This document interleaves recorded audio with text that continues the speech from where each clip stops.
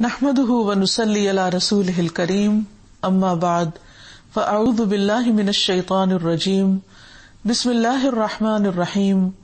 رب اشرح لي صدري ويسر لي امري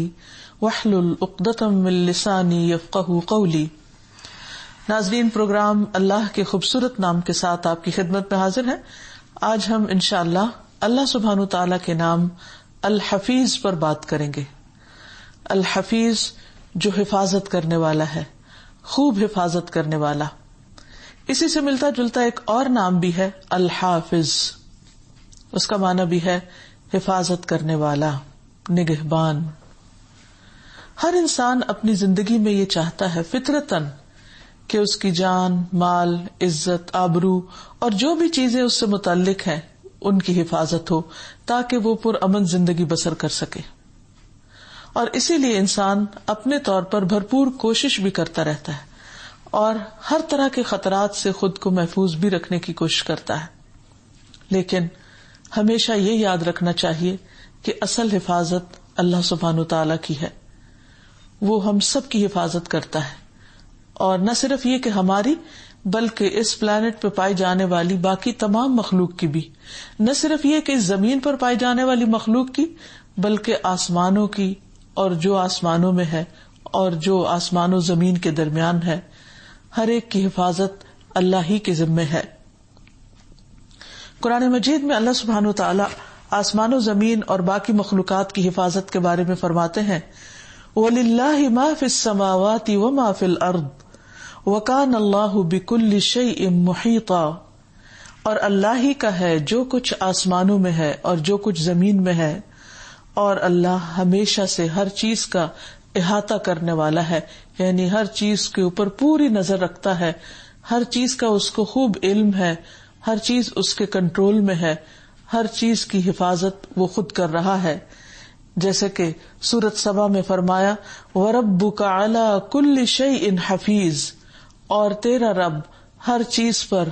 حفیظ، نگہبان، حفاظت کرنے والا ہے،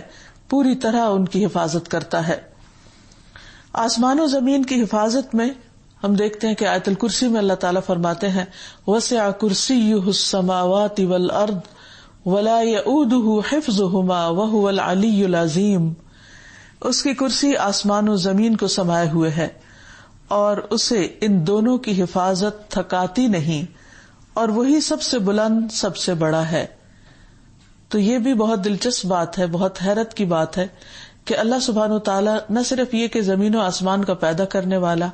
ان کا مالک، بلکہ اس کے ساتھ ساتھ ان کی حفاظت بھی کر رہا ہے، اور ان کی حفاظت اللہ تعالیٰ کو تھکاتی نہیں۔ دنیا میں آپ نے دیکھا ہوگا کہ اگر انسان کو کبھی کسی چیز کی حفاظت کا ذمہ دیا جائے تو وہ چیز اس پر ایک بوجھ بن جاتی، اس کے لیے مشکل پیدا کر دیتی۔ انسان عام طور پر اس ذمہ داری سے گھبراتا ہے، پریشان ہوتا ہے، لیکن اللہ سبحانہ وتعالی اپنی مخلوق کی حفاظت کرتے ہوئے قطعاً تھکتا نہیں ہے۔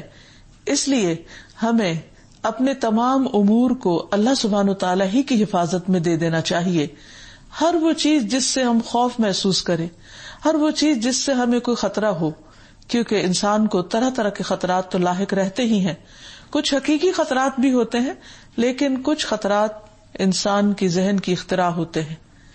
انسان کا دشمن شیطان انسان کو ہر دم خوف میں مبتلا کرتا رہتا ہے، اور بعض لوگوں کے لیے یہ خوف ایک بیماری کی شکل اختیار کر لیتا ہے۔ کچھ لوگوں کو خوف ہوتا ہے کہ کہیں چھت ہم پر نہ گر پڑے، وہ کسی بڑی بلڈنگ میں جاتے ہوئے گھبراتے ہیں، کچھ لوگ بلندی پر جاتے ہوئے گھبراتے ہیں، کچھ لوگ کچھ خاص قسم کا کھانا کھانے سے گھبراتے ہیں، مختلف طرح کے فوبیاز ہوتے ہیں۔ لیکن اگر انسان کا اس بات پر یقین ہو کہ دنیا میں ہزاروں لوگ بڑی بڑی بلڈنگز میں رہ رہے ہیں، بلندیوں پر بھی جاتے ہیں، جہازوں میں بھی بیٹھتے ہیں، مختلف طرح کے کھانے کھاتے ہیں، لیکن وہ سب زندہ ہیں، تو مجھے بھی اللہ سبحانہ وتعالیٰ اپنی حفاظت میں رکھے گا، اور اس طرح کی مختلف تدابیر سے اور اللہ سبحانہ وتعالیٰ کی اس صفت پر ایمان لانے سے انسان کے اندر کے خوف بھی دور ہوتے ہیں۔ پھر ہم دیکھتے ہیں کہ اللہ سبحانہ وتعالیٰ نے زمین کے اندر جو اور چیزیں رکھی ہیں، جیسے پہاڑ رکھے ہیں، تو ان کا بھی غرض یہ بتائی کہ کہیں زمین تمہیں لے کے ڈھلک نہ جائے، زمین ہل نہ جائے. گویا انسان کے لیے پرسکون طریقے سے زمین پر چلنے پھرنے کا اس نے خود انتظام کر دیا ہے. پھر اسی طرح آسمان کو اس نے سقفا محفوظہ کہا ہے کہ ایک محفوظ چھت ہے. یعنی انسان آسمان کی بلندی کو دیکھ کر اگر ہیبت میں آتا ہے اور اس بات کے تصور سے بھی کانپ اٹھتا ہے کہ یہ آسمان انسان پر گرے، لیکن اللہ تعالیٰ نے اس کو تھاما ہوا ہے اور اسے گرنے سے بچایا ہوا ہے. اور اسی طرح آسمان سے جو جدید تحقیقات کے مطابق مختلف ایسی چیزیں اترتی ہیں کہ جو انسانوں کے لیے ہلاکت کا باعث ہو سکتی ہیں، لیکن اللہ تعالیٰ ان سے بھی انسان کو محفوظ رکھتا ہے. کتنے بے شمار ستارے ٹوٹ کر گرتے ہیں، میٹرائٹس گرتے ہیں، لیکن اللہ تعالیٰ زمین پر زندگی کو قائم رکھے ہوئے ہے. تو یہ سب کچھ دراصل کون کر رہا ہے؟ اللہ سبحانہ وتعالیٰ ہی کرنے والا ہے. پھر اسی طرح یہ تو عام حفاظت ہے جو سب کی ہو رہی ہے، لیکن ایک خاص حفاظت بھی ہوتی ہے، اور وہ خاص حفاظت اللہ تعالیٰ اپنے مومن بندوں کی کرتا ہے اور انہیں ایمان سے کفر کی طرف جانے سے بچاتا ہے. اسی طرح ان کی حفاظت کرتا ہے اور وہ غلط کاموں میں پڑنے سے بچ جاتے ہیں. مثال کے طور پر حضرت یوسف علیہ السلام کی کس طرح اللہ تعالیٰ نے حفاظت کی کہ جب ایک عورت نے ان کو ایک برائی کی دعوت دی اور اس وقت اللہ سبحانہ وتعالیٰ کے سوا کوئی بھی نہیں تھا جو اس چیز کو دیکھ رہا ہو، لیکن کس طرح اللہ تعالیٰ نے یوسف علیہ السلام کے دل میں اس برائی کی قباحت ڈالی اور انہیں اس طرف مائل ہونے سے بچا لیا. اور قرآن پاک میں اللہ تعالیٰ صاف فرماتے ہیں لولا ارآ برہان ربی، اگر وہ اپنے رب کی برہان نہ دیکھتے تو مشکل میں پڑ جاتے. تو گویا اللہ سبحانہ وتعالیٰ مختلف طریقوں سے کچھ ہمیں نظر آتے ہیں اور کچھ نظر نہیں بھی آتے. کچھ چیزیں ہماری حفاظت کرتی ہوئی ہمیں دکھائی دیتی ہیں، لیکن کچھ ایسی ہیں کہ جن کی ہمارے سامنے بھی نہیں ہے. غیر مرئی یعنی ان سین طریقوں سے اللہ سبحانہ وتعالیٰ حفاظت کرتے ہیں. پھر اسی طرح انسان کے اندر برائی سے بچنے کی طاقت، یعنی کسی بھی انسان کے اندر برائی سے بچنے کی طاقت نہیں ہے، کیونکہ انسان بہت کمزور پیدا کیا گیا ہے. وَخُلِقَ الْإِنسَانُ ضَعِيفًا، انسان بہت کمزور پیدا کیا گیا ہے. تو ایسے میں انسان مختلف طرح کی برائیوں سے جو بچتا ہے، انسان کے نفس کے بھی دھوکے ہوتے ہیں. انسان بعض اوقات اپنے نفس کے ہاتھوں ہارنے لگتا ہے، لیکن اللہ تعالیٰ اپنے خاص بندوں کی جو واقعی سچے دل سے پورے اخلاص سے یہ چاہتے ہیں کہ اللہ کے وفادار اور تابعدار بندے بنے رہیں، اللہ تعالیٰ ان کی حفاظت فرماتا ہے اور انہیں اندھیروں سے نکال کر روشنی کی طرف لاتا ہے. قرآن مجید میں اللہ تعالیٰ فرماتے ہیں اللہ ولی الذین آمنوا یخرجہم من الظلمات الی النور، اللہ دوست ہے ان لوگوں کا جو ایمان لائے، وہ انہیں اندھیروں سے نکال کر روشنی کی طرف لے آتا ہے. پھر اسی طرح شیطان کی چالوں سے بھی ان کی حفاظت فرماتا ہے، کیونکہ شیطان مختلف طرح کے دھوکے کے ساتھ اور مختلف طرح کی چالیں چل کر انسان کو راہ راست سے ہٹانا چاہتا ہے. کبھی اس کے ذہن میں وسوسے ڈالتا ہے، کبھی کسی برائی کو اس کے لیے بہت آسان کر دیتا ہے، اس کو خوشنما بنا دیتا ہے. لیکن اللہ سبحانہ وتعالیٰ اپنے خاص بندوں کے لیے ان چالوں کو ناکام کر دیتے ہیں. انہ لیس لہ سلطان علی الذین آمنوا وعلی ربہم یتوکلون، شیطان کا ان لوگوں پر کوئی بس نہیں چلتا، کوئی زور نہیں چلتا جو ایمان لائے اور اپنے رب پر بھروسہ کرتے ہیں، اپنے رب پر توکل کرتے ہیں. اور حقیقت یہ ہے کہ مومن اپنے شیطان کو تھکا دیتا ہے اس کی بات نہ مان کر. اس نے یہ قسم کھا کر کہا تھا کہ میں انسان کے سامنے سے آؤں گا، اس کے پیچھے سے آؤں گا، دائیں سے آؤں گا، بائیں سے آؤں گا، اور میں ایک کثیر تعداد کو اپنے ساتھ ملا لوں گا. لیکن اللہ سبحانہ وتعالیٰ نے صاف طور پر اسے بتا دیا کہ ان عبادی لیس لک علیہم سلطان، میرے بندوں پر تیرا کوئی زور نہیں چلے گا اور وہ تیرے پندے میں نہیں آئیں گے. اور حدیث میں بھی آتا ہے، رسول اللہ صلی اللہ علیہ وسلم نے فرمایا بے شک مومن اپنے شیطانوں کو اس طرح تھکا دیتا ہے جس طرح تم میں سے ایک آدمی سفر میں اپنے اونٹ کو تھکا دیتا ہے. یعنی شیطان جب دائیں طرف سے آتا ہے تو ناکام ہوتا ہے، پھر وہ بائیں طرف سے آتا ہے تو اسے دھتکار دیتا ہے، سامنے سے آتا ہے، پیچھے سے آتا ہے، وہ جس طرف سے بھی آتا ہے، وہ جیسی بھی کوششیں کرتا ہے، لیکن انسان اس کی باتوں میں نہیں آتا اور وہ اس کو ہرا دیتا ہے، اس کو تھکا دیتا ہے. پھر اسی طرح اللہ سبحانہ و تعالیٰ کا ذکر انسان کے لیے پروٹیکشن کا باعث ہوتا ہے. آیت الکرسی تو ہے ہی حفاظت کے لیے، لیکن اس کے علاوہ بھی کچھ دعائیں ایسی ہیں کہ جن کو پڑھنے سے انسان شیطان کے شر سے خاص طور پر محفوظ رہتا ہے۔ رسول اللہ صلی اللہ علیہ وسلم نے فرمایا، جو شخص دن بھر میں 100 مرتبہ یہ دعا پڑھے گا، لا الہ الا اللہ وحدہ لا شریک لہ لہ الملک ولہ الحمد وہو علی کل شیء قدیر، تو اسے 10 غلام آزاد کرنے کے برابر ثواب ملے گا، 100 نیکیاں اس کے نامہ اعمال میں لکھی جائیں گی اور 100 برائیاں اس سے مٹا دی جائیں گی۔ اس روز دن بھر یہ دعا شیطان سے اس کی حفاظت کرتی رہے گی یہاں تک کہ شام ہو جائے، اور کوئی شخص اس سے بہتر عمل نہ لے کر آئے گا مگر جو اس سے بھی زیادہ یہ کلمہ پڑھ لے، یعنی خاص طور پر یہ کلمہ لا الہ الا اللہ وحدہ لا شریک لہ لہ الملک ولہ الحمد وہو علی کل شیء قدیر انسان کے لیے حفاظت کا ذریعہ بنتا ہے۔ ویسے بھی اللہ سبحانہ تعالی ذکر کرنے والوں کی حفاظت فرماتے ہیں۔ رسول اللہ صلی اللہ علیہ وسلم نے فرمایا، جو شخص لا الہ الا اللہ وحدہ لا شریک لہ لہ الملک ولہ الحمد یحیی و یمیت وہو علی کل شیء قدیر مغرب کے بعد 10 مرتبہ پڑھے گا، اللہ تعالیٰ اس کی حفاظت کے لیے اسلحہ بردار فرشتے مقرر کر دیں گے جو اس کی صبح تک شیطان سے حفاظت کریں گے۔ یعنی خاص طور پر ایسے لوگ کہ جو رات کو برے خواب دیکھتے ہوں یا خواب میں ڈر جاتے ہوں یا کسی بھی قسم کا خوف ان کو لاحق ہوتا ہو، پریشانی ہوتی ہو، تو ان کو بھی اللہ سبحانہ تعالیٰ کے اس کلمے سے، اس ذکر سے اللہ تعالیٰ کی حفاظت میں اپنے آپ کو دینا چاہیے۔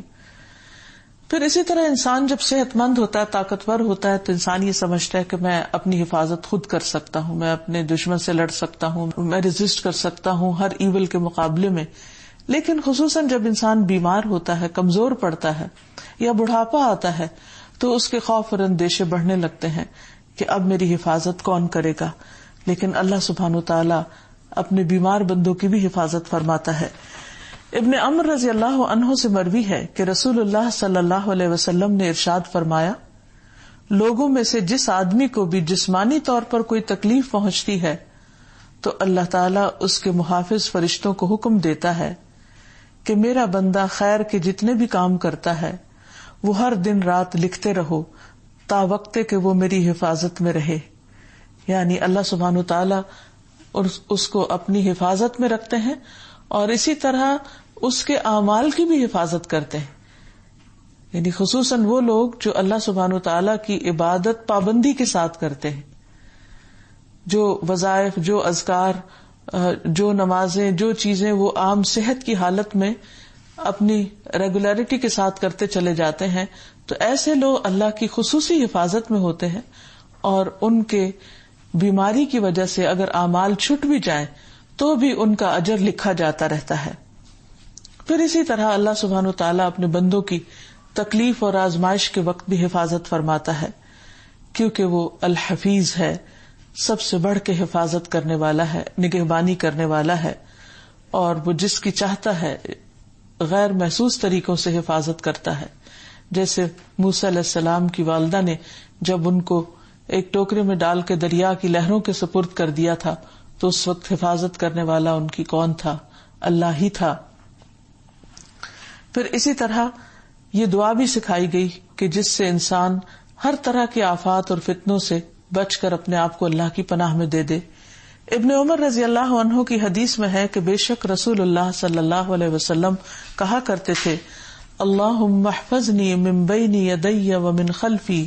وعن یمینی وعن شمالی ومن فوقی وَأَعُوذُ بِعَظَمَتِكَ أَنْ أُغْتَالَ مِنْ تَحْتِي، اے اللہ آگے اور میرے پیچھے سے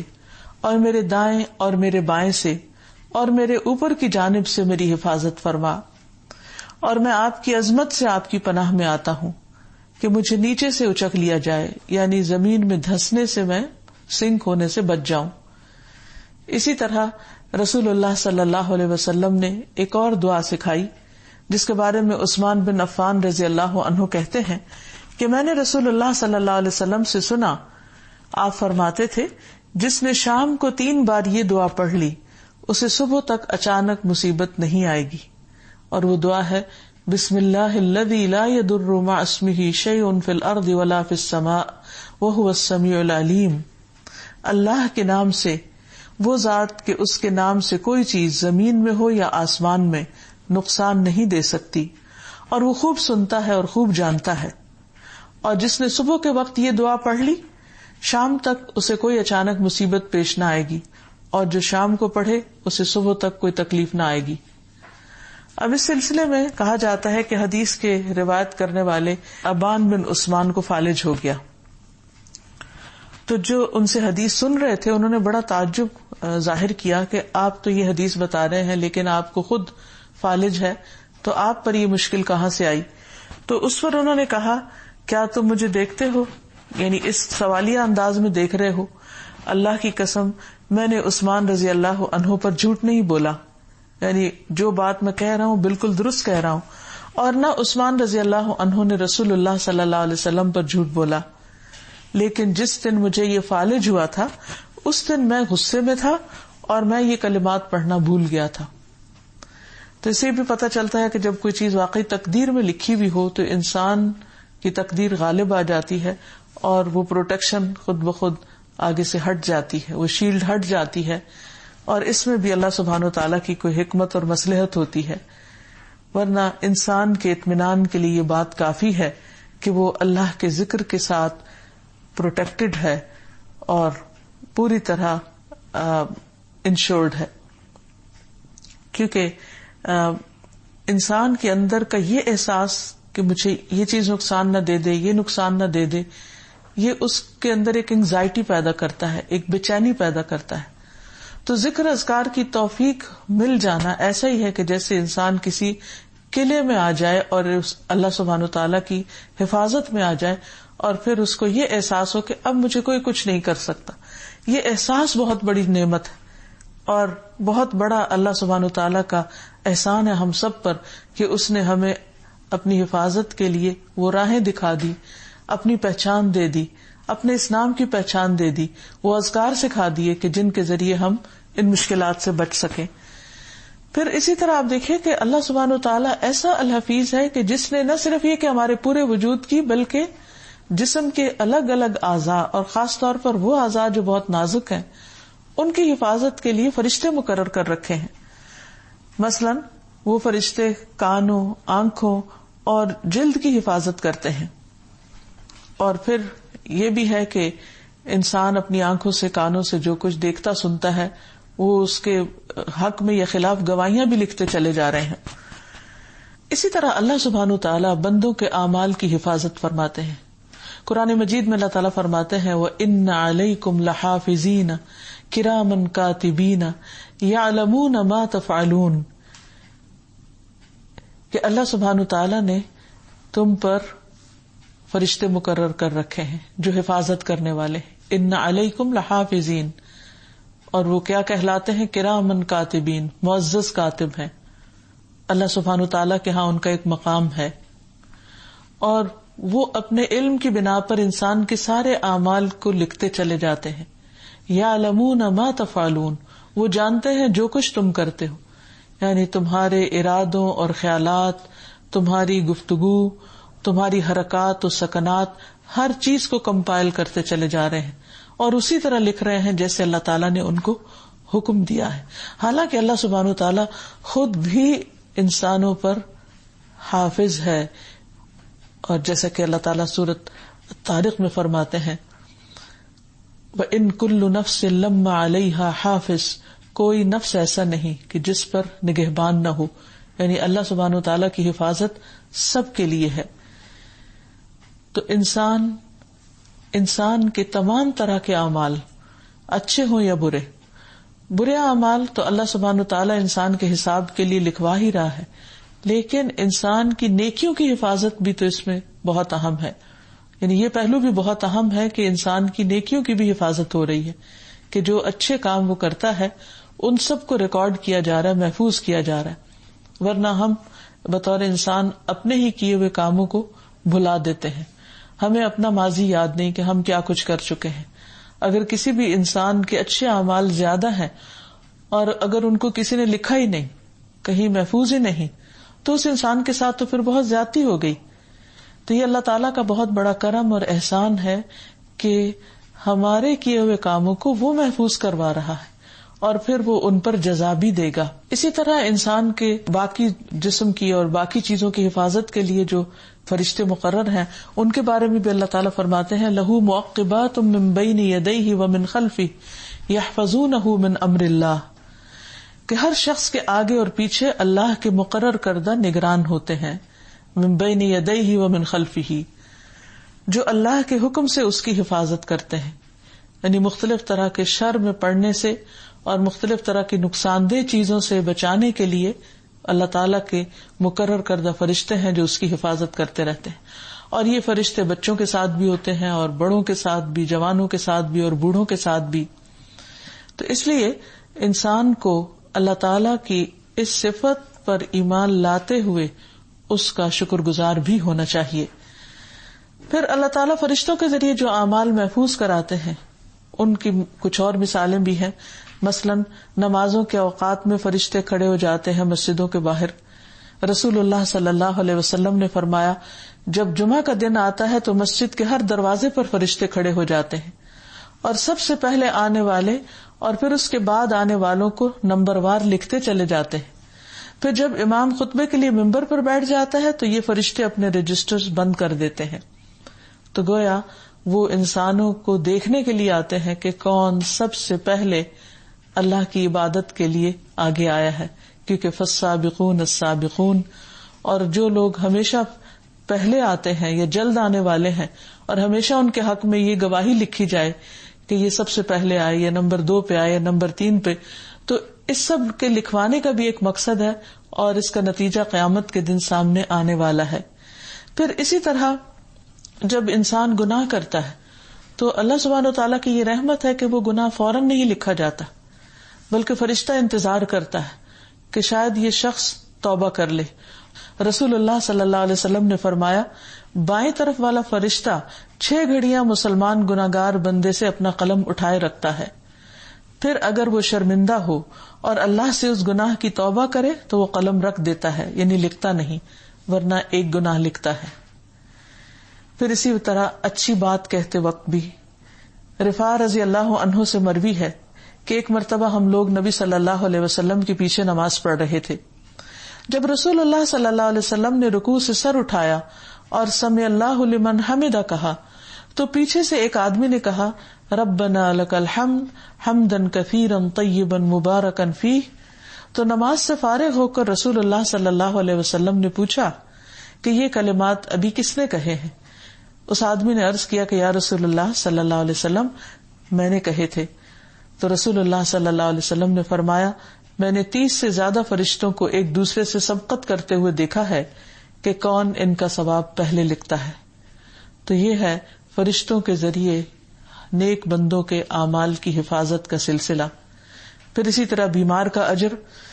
جب مسلمان آدمی بیمار ہوتا ہے تو اللہ تعالیٰ اعمال لکھنے والے فرشتوں سے کہتے ہیں کہ یہ بندہ اپنی صحت مندی میں جو بہترین اعمال کرتا تھا اس کے مطابق اس کا اجر و ثواب لکھتے جاؤ یہاں تک کہ میں اسے شفا عطا کر دوں. یعنی جب تک بندہ بیمار رہتا ہے اس کے اعمال کا اجر برابر لکھا چلا جاتا ہے جن اعمال کی وہ پابندی کر رہا ہوتا ہے. اسی طرح فرشتے بیماری میں کی گئی گفتگو کو بھی لکھتے ہیں, اس کو بھی ریکارڈ کرتے ہیں, اور ریکارڈنگ دراصل اس گفتگو کو محفوظ کرنا ہے اور اس کے مطابق پھر اجر و ثواب دینا ہے. رسول اللہ صلی اللہ علیہ وسلم نے فرمایا جب بندہ بیمار ہوتا ہے تو اللہ تعالیٰ اس کی طرف 2 فرشتے بھیجتا ہے اور فرماتا ہے کہ دیکھتے رہو وہ کیا کہتا ہے ان لوگوں سے جو اس کی بیمار پرسی کو آتے ہیں, عیادت کو آتے ہیں. اگر وہ ان کے سامنے اللہ عز و جل کی حمد و ثنا کرتا ہے تو وہ دونوں فرشتے اوپر چڑھ جاتے ہیں. اللہ تعالیٰ خوب جانتا ہے تو وہ فرماتا ہے میرے بندے کا مجھ پر حق ہے کہ اگر میں اس کو فوت کر دوں تو اس کو جنت میں داخل کروں گا, اور اگر اسے شفا دوں گا تو پہلے گوشت سے اچھا گوشت اور پہلے خون سے اچھا خون عنایت کروں گا اور اس کے گناہوں کو معاف کر دوں گا. یعنی وہ گفتگو جو تکلیف کی حالت میں بھی اللہ سبحانہ وتعالیٰ کی حمد و ثنا پر مبنی ہوتی ہے اللہ تعالیٰ دنیا میں بھی انسان کو اس کا بہترین بدلہ دیتے ہیں اور آخرت میں بھی جنت کا وعدہ فرماتے ہیں، لیکن اس پر بھی فرشتے گواہ ہوتے ہیں اور اس کو لکھتے بھی ہیں۔ پھر اسی طرح کسی کے فوت ہو جانے کے بعد میت کے گھر والوں کی گفتگو بھی ریکارڈ کی جاتی ہے کہ وہ کیا کہتے ہیں، اس کو بھی محفوظ کیا جاتا ہے تاکہ اس پر اس کے مطابق جس قسم کی گفتگو ہے اس کو بدلہ دیا جا سکے۔ ام سلمہ سے مروی ہے کہ رسول اللہ صلی اللہ علیہ وسلم ابو سلمہ کی میت پر تشریف لائے، ان کی آنکھیں کھلی رہ گئی تھی، آپ نے انہیں بند کیا اور فرمایا جب روح قبض ہو جاتی ہے تو آنکھیں اس کا تعاقب کرتی ہیں۔ اسی دوران گھر کے کچھ لوگ رونے چیخنے لگے،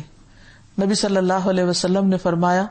اپنے متعلق خیر ہی کی دعا مانگا کرو کیونکہ فرشتے تمہاری دعا پر آمین کہتے ہیں، یعنی اس وقت فرشتے بھی تمہارے اعمال پر گواہ ہیں، اور اگر انسان کے گھر والے اچھے کلمات کہتے ہیں، یعنی مرنے والے کے بارے میں یا خود اپنے بارے میں یا پیچھے رہنے والوں کے بارے میں کہ اس کے آل اولاد میں سے جو باقی رہ جائے اس کو حوصلہ اور تسلی دیتے ہیں، اللہ تعالیٰ کے بارے میں خوش گمان کرتے ہیں، تو یہ تمام باتیں جو ہیں یہ لکھی جاتی ہیں اور ان کے مطابق اجر بھی دیا جاتا ہے، اور پھر اللہ سبحانہ وتعالیٰ بندے کے گمان کے مطابق اس کے ساتھ معاملہ کرتے ہیں۔ جو اللہ تعالیٰ کا شکر ادا کرتا ہے اور اللہ سے اچھا گمان رکھتا ہے، ناراض نہیں ہوتا، شکوہ نہیں کرتا، اللہ تعالیٰ کو ظالم نہیں بتاتا، تو اللہ سبحانہ وتعالیٰ اس کے لیے آئندہ خیر اور بھلائی کے دروازے کھول دیتے ہیں۔ تو گویا اللہ سبحانہ وتعالیٰ نے ہمیں پیدا کر کے یوں ہی چھوڑ نہیں دیا، بلکہ ہمیں رزق بھی دیا، صرف رزق نہیں ہماری حفاظت بھی کی، کیونکہ حفاظت بھی ہماری ایک ضرورت ہے۔ اگر اللہ تعالیٰ حفاظت نہ کرے تو ہم اس زمین پر ایک دن بھی شاید زندہ نہ رہ سکیں۔ زمین کے اندر بھی بہت ساری ایسی چیزیں ہیں کہ جن سے انسان کو نقصان پہنچ سکتا ہے، طرح طرح کے کیڑے مکوڑے، اسی طرح سانپ بچھو وغیرہ کہ جو کہیں سے بھی انسان پر حملہ آور ہو سکتے ہیں غیر محسوس طریقے سے، اسی طرح آسمان سے اترنے والی آفات جن کا انسان اندازہ بھی نہیں کر سکتا۔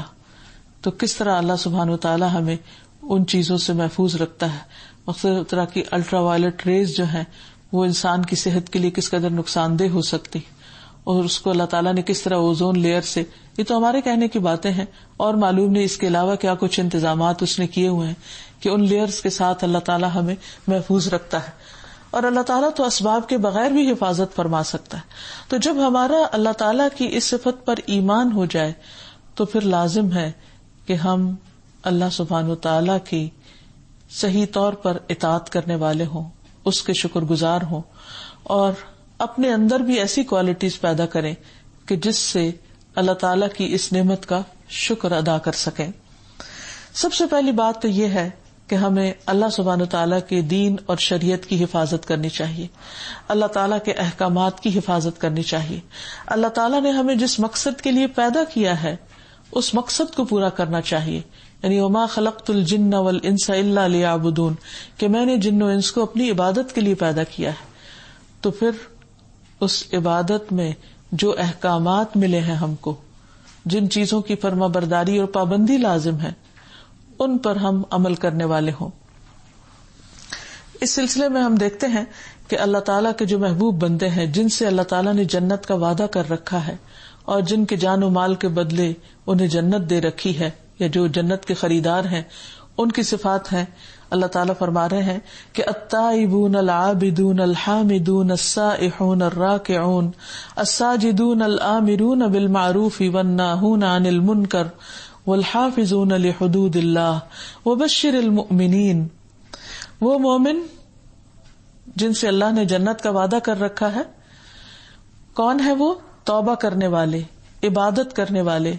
حمد کرنے والے، روزہ رکھنے والے، رکوع کرنے والے،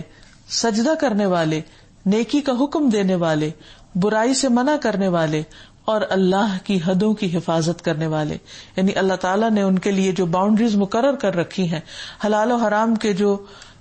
چیزیں ان کو بتا رکھی ہیں کہ کہاں تک تم جا سکتے ہو اور کس سے آگے تم نہیں جا سکتے، ان سب چیزوں کی بھی وہ حفاظت کرتے ہیں۔ تو ان مومنوں کو خوشخبری دے دو،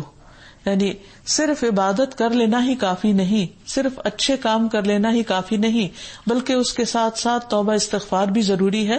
گناہوں سے معافی بھی ضروری ہے، دوسروں کو نیک حکم دینا اور ان کو برائیوں سے بچنے کے لیے کہنا بھی ضروری ہے، اور اس کے ساتھ ساتھ اللہ تعالیٰ کی مقرر کردہ حدود کی حفاظت کرنا بھی ضروری ہے. اسی سلسلے میں ہم دیکھتے ہیں کہ حضرت عبداللہ بن عباس ایک دفعہ نبی صلی اللہ علیہ وسلم کے پیچھے سواری پر سوار تھے، تو آپ صلی اللہ علیہ وسلم نے ان سے کہا کہ اے بیٹے، میں تجھے چند کلمات سکھا رہا ہوں، اللہ کے احکام کی حفاظت کرو، اللہ تمہاری حفاظت کرے گا. یعنی وہ باتیں کیا تھی؟ احفظ اللہ یحفظ کا، تم اللہ کے احکامات، اللہ تعالیٰ نے جو تمہیں جن حدود کے بارے میں بتایا ہے، جو تم سے تقاضا کیا ہے، ان کی پابندی کرو، ان کی حفاظت کرو، تو تم اپنے آپ کو اللہ کی حفاظت میں پاؤ گے. اور پھر یہ بھی فرمایا کہ احفظ اللہ تجدہ تجاہک، کہ اللہ کی حدود کی حفاظت کرو، اللہ کے دین کی حفاظت کرو، احکامات کی حفاظت کرو، تو تم اسے اپنے سامنے پاؤ گے. یعنی وہ ایسے مواقع پر جب تم سخت ضرورت محسوس کرو گے کہ تمہاری مدد کرنے والا کوئی ہو، تمہیں پناہ دینے والا کوئی ہو، تو تم اسے اپنے قریب پاؤ گے، اپنے سامنے پاؤ گے، اس کی مدد تمہیں حاصل ہوگی. اس لیے بہت ضروری ہے کہ اگر ہم چاہتے ہیں کہ ہمیں اللہ سبحانہ وتعالیٰ کی خاص مدد نصیب ہو، الحفیظ ہماری حفاظت فرمائے ہر مشکل وقت میں، تو پھر ہمیں بھی اپنے آپ کو اس قابل بنانا چاہیے کہ ہم اس کی توجہ حاصل کر سکیں، اور اس کے لیے اس کی حدود کی حفاظت ضروری ہے. پھر اسی طرح حدود کی حفاظت میں اور اللہ تعالیٰ کے دین کے احکامات کی حفاظت میں سب سے پہلی حفاظت نماز کی حفاظت ہے، کہ انسان ان کو 5 وقت اپنے مقرر وقت کے اندر پڑھے اور پھر ان میں کمی بیشی نہ کرے. قرآن مجید میں اللہ تعالیٰ فرماتے ہیں حافظوا علی الصلوات والصلاۃ الوسطی وقوموا للہ قانتین، سب نمازوں کی حفاظت کرو اور درمیانی نماز کی خاص طور پر، اور اللہ کے لیے فرما بردار بن کر کھڑے رہو. یعنی اگر انسان چاہتا ہے کہ اس کی حفاظت ہو تو وہ نماز کی حفاظت کرے. اور نماز کی حفاظت میں سب سے پہلے جو نماز کے آداب اور شرائط ہیں ان کی حفاظت، جیسے طہارت ہے تو طہارت کی حفاظت، کہ انسان اپنے وضو کی حفاظت کرے، وضو کرنے کا وقت ہو تو تمام اعضاء کو صحیح طور پر دھوئے،